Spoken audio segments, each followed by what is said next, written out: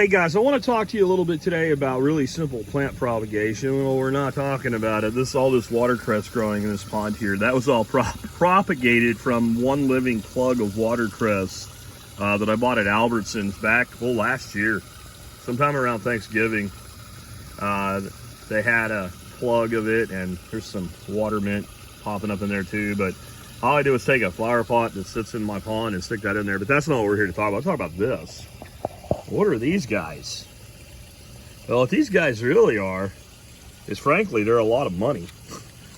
These are goji plants, and I'll show you where I got them from in just a minute. But there's six packs here and a half of a 10-20 tray, a 10-10 tray, basically. You can see they're doing really well, and they've rooted beautifully.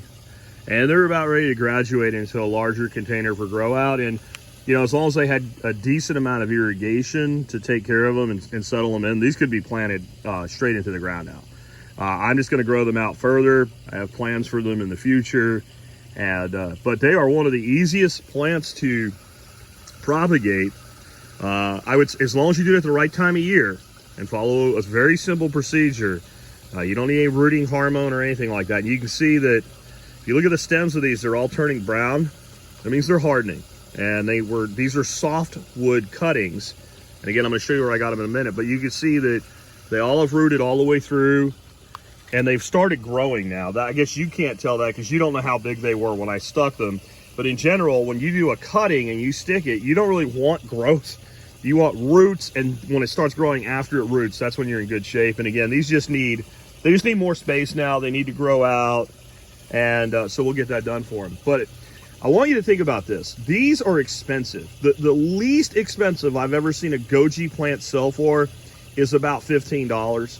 And I've seen plenty of them sell for $20 plus. Let's call it 10 bucks. 10 bucks a plant. There's $360 worth of gojis here. And making them was not hard. Again, I'm going to take you over and show you the mother plant that I took the cuttings from. But I have like 100% successful rooting.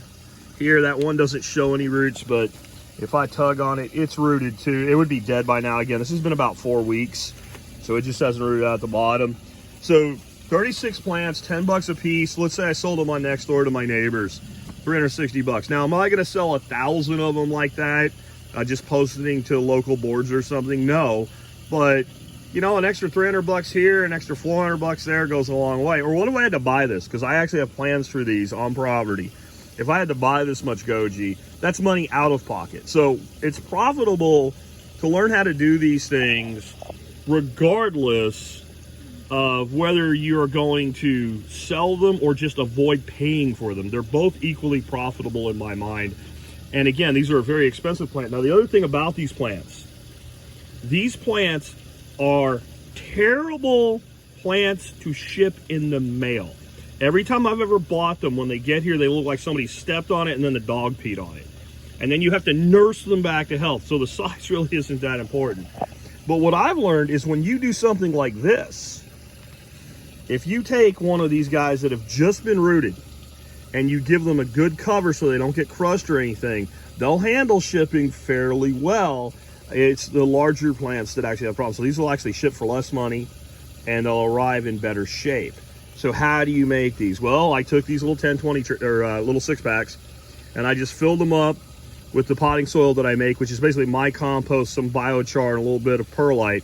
You don't need that. Any decent potting soil will do for this. You want the soil kept wet. I did not say damp. I said wet. I mean, you want it so wet that if you had seeds in it, you would feel like it's a little bit too wet. And you want to keep it in a shaded spot. You don't need a humidity dome. You don't need anything like that.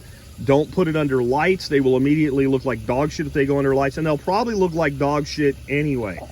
Once you get them into a place where they stay in the shade, you need to be watering them several times a day. I just have one of my little plant propagation cups here, or my plant starting cups here, and it's just a hole in the bottom of it, and it makes it real easy to water.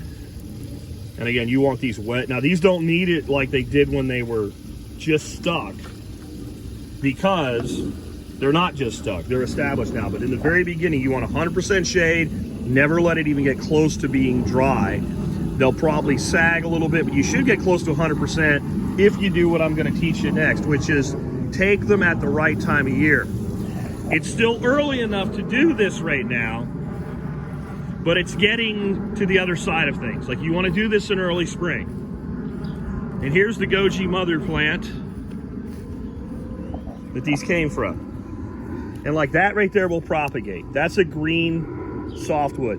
And if I squeeze this and I keep going, it'll kind of pop when it, see how it popped when it broke? It didn't just fold over flimsy. And that's kind of ideal. This one too would do that. Boom.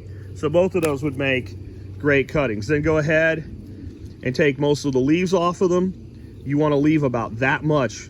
And then you want as long of a stick as you need. Make a hole, pop it in, keep it wet, it'll root. It's really that easy. Now, if you come out here a couple of months from now, and these are all hardwoods, they will not root nearly as easy. They'll take extra steps. It's just that this plant is optimum for cloning right now. So how I did this, these things get big. This is one of the largest Goji species I've seen as far as how tall they get. This tree right here that died on us, it was up into the canopy of that tree, which is good 10 foot.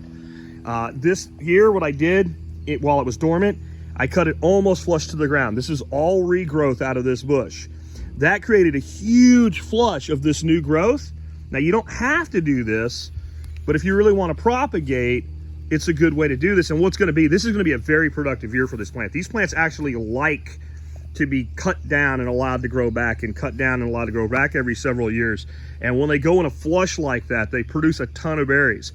The other cool thing about this plant, and this is good to know, is this is basically a 2-yield plant. This is going to flower and it's going to begin to yield in our spring. It's going to get really, really hot and really, really dry here, and this plant's going to look like it's dead. It's going to basically go into a summer dormancy. And as we move into fall and the temperatures come down into the 90s for highs instead of the 100s for highs, it'll start greening up, and then it'll produce berries. About the time of my workshop, these usually have berries all over them. So this has proven itself to be a very resilient plant in our climate and in our situation. And if you know how they got to the United States, that shouldn't be a surprise. These were originally started to be found all over the Utah desert. And it turned out it was Chinese immigrants that helped build the railroad that brought them with them from China, that were eating them and then, you know, taking a deuce behind a cactus. And all of a sudden they started finding these wild different family of elderberries, or I'm sorry, goji berries, different species, subspecies, all over the desert. There's even a very famous one called Phoenix Tears. That's from the Arizona desert. So if they can live in the southwestern desert all alone for over 100 years before people find them, then they can probably live in your backyard, and they are just that easy to clone. You could start them from seed, but why would you want to? I'll tell you guys, those 36 I made, all I did was just prune off 36 tips. I sat over there on my porch, had a beer, watched the ducks run around. Took me about 5 minutes to stick them. Now I have almost $400 worth of plants, essentially for free, right, Fox? Right, buddy? All right. We'll catch you guys later.